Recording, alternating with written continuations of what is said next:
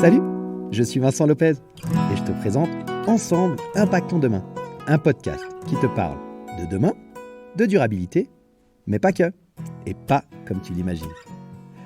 Je te propose un voyage stimulant autour de thématiques variées qui me passionnent, comme les crypto-monnaies, le développement personnel, le zéro déchet, les nouvelles technologies ou encore la gestion de tes finances personnelles. Quel que soit le domaine, je décortique les actions de notre quotidien en les analysant sous le spectre de leur impact sur le monde de demain. Comment tes choix, tes décisions, influencent notre futur, celui de nos enfants et aussi celui de la planète?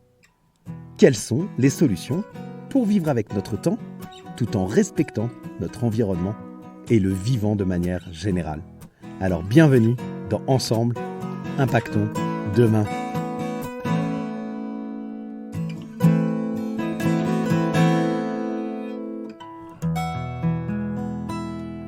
Salut la communauté des curieux intelligents, comment ça va aujourd'hui? J'espère que cette semaine raccourcie avec le lundi de férié pour une majorité d'entre vous se passe pour le mieux. On se retrouve pour l'épisode 15 de Ensemble Impactons Demain, suite de l'épisode 14 sur le GIEC, et aujourd'hui je vais te présenter les points importants à retenir de ce rapport de synthèse qui est sorti en mars 2023, donc il y a à peine un mois et demi. Il faut savoir, comme je te l'ai dit la semaine dernière, que le GIEC fonctionne par cycle. 3 rapports spécifiques sortent durant ce cycle et un rapport de synthèse vient finaliser ce cycle. Nous sommes à la fin du 6e cycle du GIEC et je te présente aujourd'hui les informations les plus importantes à retenir de ce rapport de synthèse. Alors c'est parti, qu'est-ce que nous dit ce nouveau rapport? D'abord, je te rappelle que le GIEC il a publié tout un cycle de rapports entre 2021 et 2022. Le premier, c'était en août 2021, et c'était sur l'état du changement climatique avec les éléments scientifiques. Ensuite, en février 2022, il a publié un deuxième rapport sur les impacts du changement climatique sur la nature et les êtres humains, et l'atténuation des changements climatiques de manière générale.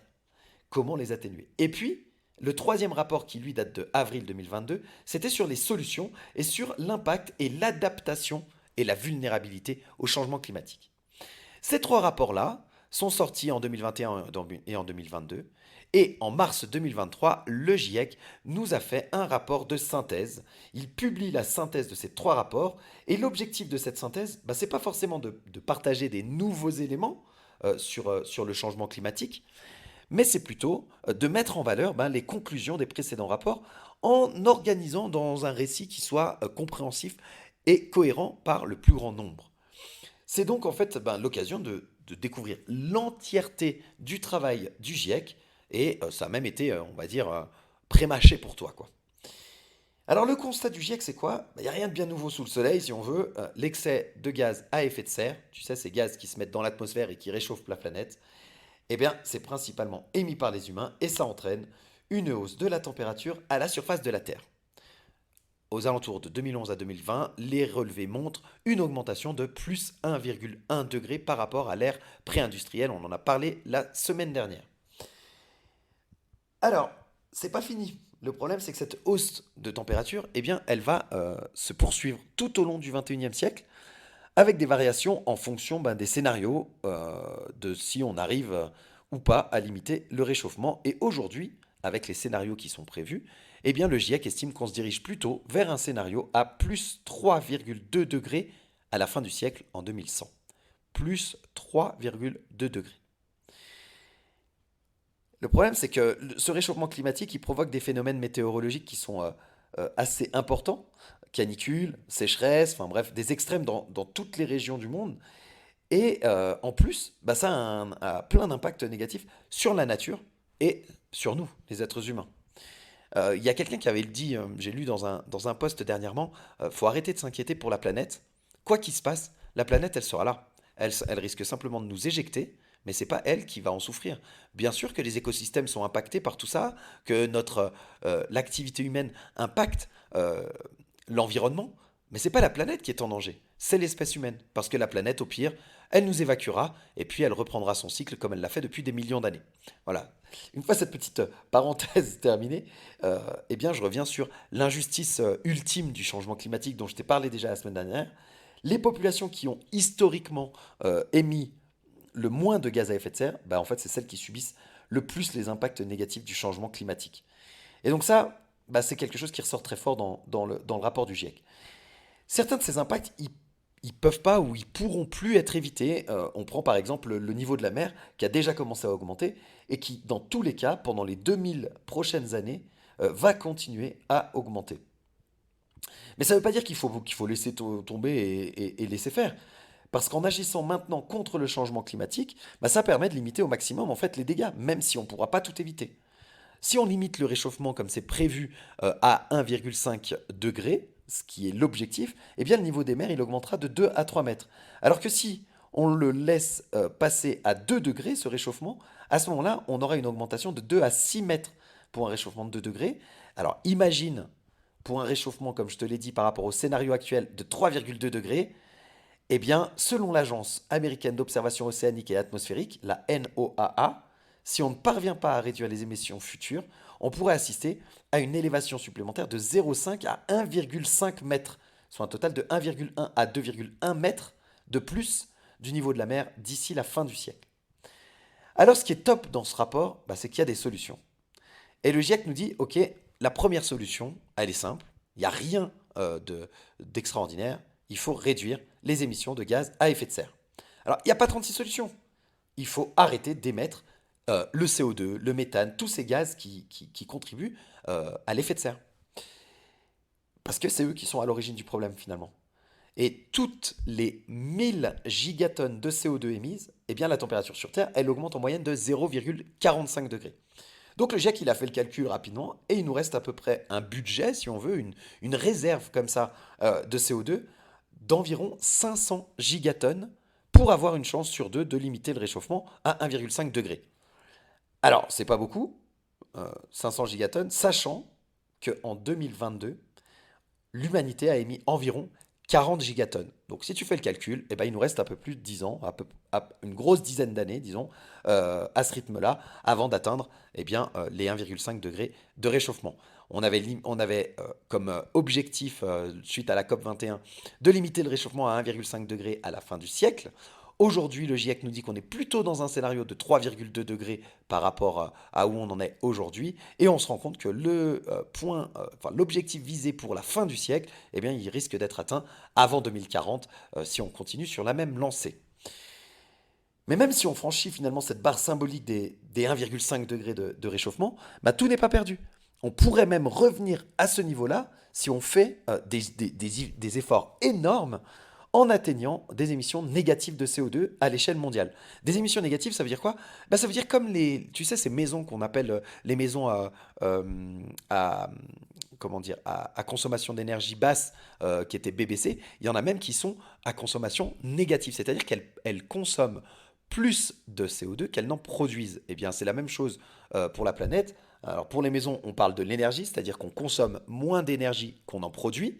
Eh bien, pour la planète, c'est de consommer moins de CO2, plus de CO2 qu'on en produit. On absorberait tout le CO2 qu'on produit et même plus de CO2 que ce qu'on produit. Et ça, pour ce faire, bah, il y a des choses qui existent, hein. Ça se fait entre autres en installant ou en préservant bah, des outils qui absorbent le CO2. Et il y en a qui existent déjà qui s'appellent les forêts ou les océans, qui sont des absorbeurs de CO2 énormes et naturels. Et donc, bah, eux, si on arrive à les préserver, eh bien, le GIEC lui, nous précise d'ailleurs qu'il faudrait préserver au moins 30 à 50% des terres, des océans et des sources d'eau douce de la planète pour être plus résilient. Alors, c'est un mot qui fait peur, la résilience. On en a parlé aussi avec la sobriété. C'est des mots qui font peur actuellement. Malheureusement, il va falloir quand même aller de l'avant parce qu'on n'a pas beaucoup de choix devant nous. Alors comment on peut émettre moins de gaz à effet de serre? En fait, ça passe par la combinaison de plusieurs mesures et le GIEC, il est très clair là-dessus. La mesure miracle, elle n'existe pas. Il n'y a pas une seule mesure qui va réparer tout ce qui s'est passé, c'est un cumul de mesures. Par exemple, pour le secteur des transports, bah, il faut se tourner à la fois vers des biocarburants, Il faut aussi utiliser des petits véhicules électriques. Et puis, il faut aussi également changer l'aménagement des villes pour que les logements ils soient moins loin des lieux de travail. Il faudrait encourager tout ce qui est mobilité douce, la marche, le vélo, et puis bien sûr développer tout ce qui est transport en commun. Il y a des solutions pour atténuer le réchauffement, il y a des solutions qui peuvent être mises en place rapidement, et en plus, on a les connaissances, on a les outils, et on a les capitaux pour relever ce défi. Est-ce que tu sais que les financements publics et privés pour les combustibles fossiles, ils sont plus importants que ceux pour l'action climatique? Résultat, il y a une solution qui est assez simple. Il suffit de supprimer les subventions pour les combustibles fossiles et de les réattribuer à l'action climatique. Et ces sources d'énergie plus propres, en plus, elles permettraient à la fois de réduire les émissions, mais aussi les inégalités et d'améliorer la qualité de l'air. C'est ce qu'on appelle des co-bénéfices. Ce qui se passe, c'est que on n'a pas le choix. Sur le moyen long terme, on va devoir, on est dans l'obligation même, d'abandonner les énergies fossiles et d'investir dans des énergies renouvelables. Pour ça, il y a deux raisons principales. La première, c'est celle que je t'ai citée.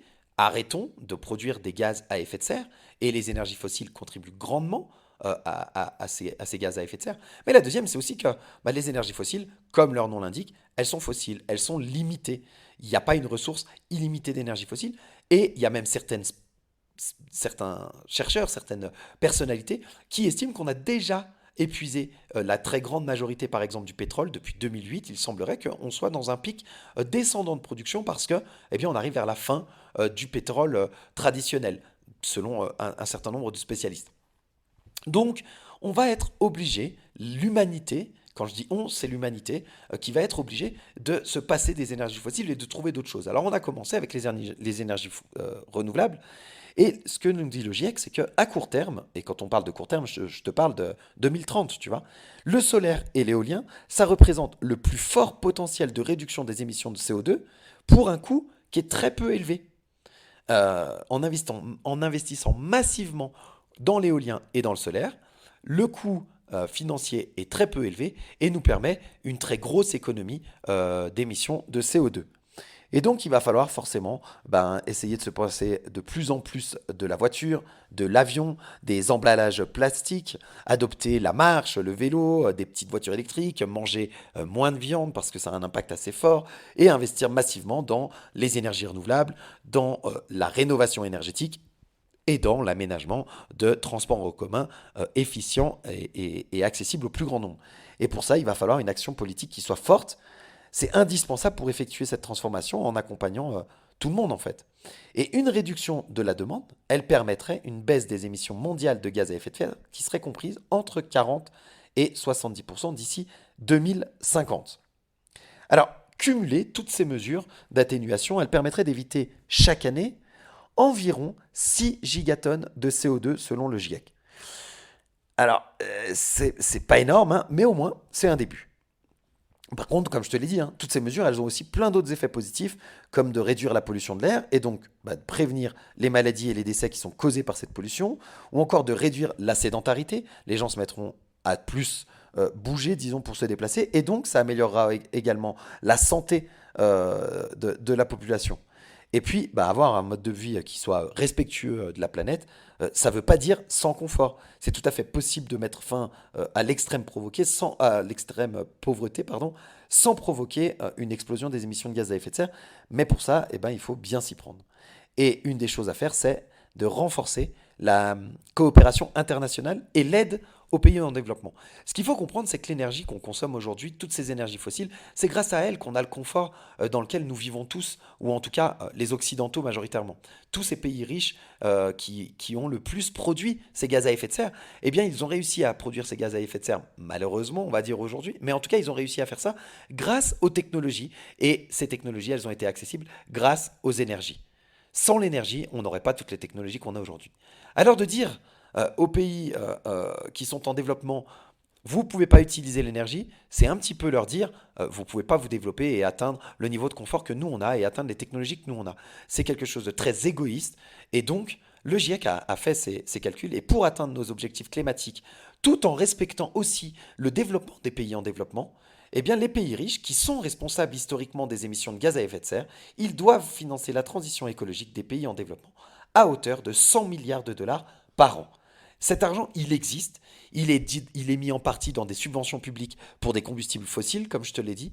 Et donc, ce n'est pas une question d'aller chercher de l'argent qui n'existe pas. Cet argent existe déjà et il faut le remettre à la bonne place.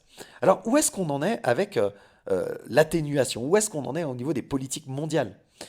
Finalement, les pays qui se sont engagés à limiter le réchauffement à 1,5 degré d'ici 2100, ils doivent partager leur stratégie pour réduire leurs émissions de gaz à effet de serre. Le problème, c'est que, vu le contenu de leur stratégie, eh bien, le GIEC estime qu'on se dirigeait plutôt vers un réchauffement de 2,8 degrés d'ici 2100. Le problème numéro 2, c'est que vu la mise en œuvre de ces stratégies, c'est-à-dire qu'on a choisi un certain nombre de plans d'action, mais vu la façon dont on met en place ces plans d'action, eh bien, on se dirige plutôt vers un réchauffement de plus 3,2 degrés d'ici 2100. Et donc, la réalité inexorable, c'est qu'il va falloir s'adapter. Il va falloir s'adapter aux conséquences du changement climatique qui sont déjà existantes. On l'a vu, je te l'ai déjà dit la semaine dernière, et on le voit tous les jours, on le voit chaque année avec des étés de plus en plus secs, des sécheresses de plus en plus longues, de moins en moins de précipitations, des hivers de moins en moins froids en termes de pic de température, de moins en moins de précipitations de neige, etc., etc., des catastrophes naturelles qui s'augmentent, bref. Tout ce dont on a déjà parlé nous montre bien ce changement climatique qui est déjà là. Et donc, globalement, l'humanité, elle a progressé dans son adaptation au changement climatique, et ça, c'est assez cool, on peut être fier de nous, c'est chouette. Mais on peut mieux faire. La plupart des mesures en fait, d'adaptation qui sont mises en place de manière inégale et ou fragmentée, on va dire, eh bien, ça réduit en fait leur efficacité et même, ça peut provoquer des injustices. Il vaut mieux financer ces mesures en aidant les pays en développement et en intégrant un maximum les populations locales, principalement les peuples autochtones, dans le processus. Ça, c'est primordial. Si on a envie de s'adapter de la meilleure des manières, il faut que tout le monde soit inclus dans les adaptations que nous mettons en place. Et il faut faire attention à la mauvaise adaptation ou à ce que je te disais la semaine dernière, la maladaptation, les fausses bonnes idées, si on veut. Parce que déjà, c'est pas 100% efficace, mais en plus, ça peut être contre-productif. Je te donnais l'exemple la semaine dernière à long terme de construire des digues en dur sur le bord de la mer pour prévenir la montée des eaux. C'est bien sympa, mais ça va servir à rien sur le long terme. Qu'est-ce qui change dans ce rapport par rapport à la synthèse précédente? En fait, par rapport à la synthèse du GIEC qui date de 2014, ce qui change, c'est que les risques qui sont liés au changement climatique et leur impact à long terme, en fait, ils sont bien plus élevés que ce qui avait été prévu et évalué dans le rapport de 2014. On est bien plus que ce qui avait été dit. Les niveaux de réchauffement de la planète, ils sont bien plus élevés de environ 0,19 degrés que ce qui avait été calculé avant. Et ça, c'est dû à l'utilisation de données qui sont plus précises et plus complètes. C'est pas dû forcément à un changement ou à un non-changement de l'activité humaine. C'est surtout dû au fait que le GIEC, eh bien, ils ont eu des données qui étaient plus précises que 2014 et que les années précédentes, et que par conséquent, ils ont pu faire des estimations encore plus précises. Et on se rend compte que les estimations qui avaient été faites, bien qu'elles étaient assez justes, elles étaient en deçà de la réalité. Donc ça, c'est un problème qui a été soulevé dans cette synthèse. Ce qui est soulevé dans cette synthèse aussi, c'est qu'il y a une meilleure prise en compte de manière générale de la responsabilité humaine dans les événements de météo extrêmes comme les vagues de chaleur ou les cyclones tropicaux. Il y a également une plus grande urgence d'agir dans ce rapport. Ce qui est expliqué, c'est que des solutions existent, il y en a, mais il est très très urgent d'agir, sans quoi on sera à un point de non-retour. Et puis, il y a de plus en plus de politiques et de lois à l'échelle mondiale pour réduire les émissions de gaz à effet de serre. Et ça, c'est vraiment le point positif du rapport, c'est qu'il y a de plus en plus de choses qui sont mises en place. Ce n'est pas suffisant encore, mais en tout cas, on va dans le bon sens et on avance. Et c'est assez cool de voir qu'il y a des choses positives. Et puis, eh bien, malheureusement, il y a dans ce rapport, il y a une meilleure évaluation du financement des mesures d'adaptation. Et bon, sans surprise, pour le moment, ce financement des adaptations, il n'est pas suffisant, quoi. Ça, c'est comme ça. Donc voilà un peu le rapport du GIEC, ce qui nous dit, en gros, il y a des solutions, elles existent, et il y a plein, plein de petites solutions qui peuvent être mises en place. Il est primordial que les pouvoirs publics mettent en place ces solutions et nous, en tant que consommateurs, en tant que citoyens, en tant qu'électeurs, en tant qu'individus, on a la possibilité d'influencer à la fois le choix de nos politiques en allant voter, en décidant que nos politiques communales, nos politiques régionales ou nos politiques nationales puissent être adaptées à ce changement climatique. C'est notre rôle de citoyen de pouvoir agir dans ce sens-là. C'est notre rôle aussi en tant que consommateur de faire attention à l'usage que l'on peut faire de notre voiture, de prendre l'avion pour aller faire un voyage d'un week-end alors qu'on aurait peut-être pu prendre le train. Voilà, des adaptations comme ça dans nos modes de comportement qui demandent un tout petit peu d'effort dans la réalité, mais qui ont un grand impact s'ils sont faits à l'échelle d'un pays ou même du monde. Il est clair qu'aujourd'hui, l'urgence est très présente, très pressante, et que à ce rythme-là, l'humanité, alors pas nous, hein, pas toi, pas moi, parce que c'est pas notre génération qui va souffrir le plus de ça, ce sera sans doute pas la génération de nos enfants qui vont quand même en souffrir énormément, mais qui ne seront pas le plus impactés, mais on parle de la génération qui arrive encore ensuite, et puis des générations futures de manière générale. Donc, voilà, aujourd'hui tu sais ce qu'il te reste à faire. Je voulais aussi te dire, qu'est-ce qu'il en est? Quelles sont les prochaines étapes finalement pour le GIEC? Comme je te l'ai dit, hein, le GIEC il fonctionne par cycle, avec pour chaque cycle, grosso modo, la publication de trois rapports et d'une synthèse. Et cette synthèse, elle marque la fin d'un cycle. Et donc la synthèse dont je viens de te parler marque la fin du sixième cycle. Et donc elle sera utilisée, cette synthèse-là, pour le prochain rendez-vous international sur le climat, qui est la COP28. Elle sera utilisée comme base pour évaluer les stratégies de réduction des émissions de gaz à effet de serre des pays du monde. Et comme tu as pu le voir au-dessus, le bilan pour le moment, il n'est pas joli, quoi. Et donc, le septième cycle du GIEC, il devrait commencer prochainement. Et donc, la prochaine synthèse, elle n'est pas pour tout de suite, quoi. Donc voilà, si tu veux plus de détails sur cette synthèse, je te mets en résumé, en description de l'épisode, le résumé du deuxième rapport et du troisième rapport. Je te mets tous les liens pour que tu puisses aller par toi-même relire le rapport de synthèse ou les rapports précédents. Je te mets également les liens sur lesquels je me suis appuyé pour pouvoir te faire cette émission et puis les gens qui ont contribué à décortiquer cette synthèse. Et je voulais finir avec une petite métaphore que j'ai trouvée aujourd'hui et c'est Arthur Aubeuf, un des cofondateurs de Team for the Planet. Je te mettrai également les liens dans la description. Vraiment une personnalité géniale. Moi, j'aime beaucoup, que je suis depuis un petit moment et qui a fait une publication sur LinkedIn et que je voulais te partager parce que j'ai beaucoup aimé sa métaphore. Alors voilà, il parle de ce qui s'est déjà passé en France, le fait qu'il y ait une centaine de villages l'été dernier qui a été coupé d'eau parce qu'il n'y avait plus assez d'eau pour eux. Donc on parle d'une centaine de villages, de communes en France. Une centaine de communes qui n'avaient pas assez d'eau pour passer la sécheresse. Il parle des problématiques de permis de construire qui sont arrêtés dans le Var parce qu'il n'y a plus assez d'eau pour pouvoir répondre à la demande.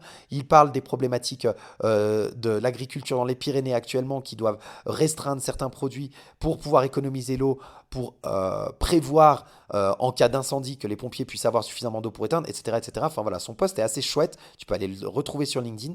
Arthur Aubeuf. Et puis, il parle surtout, il termine son post, et c'est ce que j'ai beaucoup aimé et que je voulais te partager, avec la métaphore du marshmallow. Le marshmallow test, c'est un test qui a eu lieu dans les années 70 aux États-Unis par une équipe de scientifiques.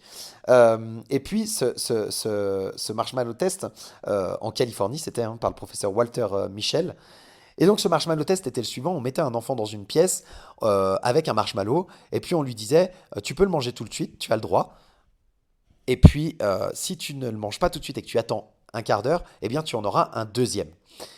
Et donc voilà, c'était un test psychologique pour la motivation, etc. Les enfants qui ont fait ce test ont été suivis et il s'avère que les enfants qui ont réussi à résister et à attendre le deuxième marshmallow, eh bien de manière générale, ont eu une meilleure carrière professionnelle, ils ont fait des études universitaires, ils ont eu une meilleure situation professionnelle, une vie familiale plus épanouie et ils étaient en meilleure santé. De manière générale, quand on les a suivis depuis 50 ans. Voilà. Mais qu'est-ce qu'ils nous disent, Marshmallow Test, surtout? Eh bien, il nous dit qu'aujourd'hui, finalement, on est un peu dans l'expérience et le dilemme du marshmallow.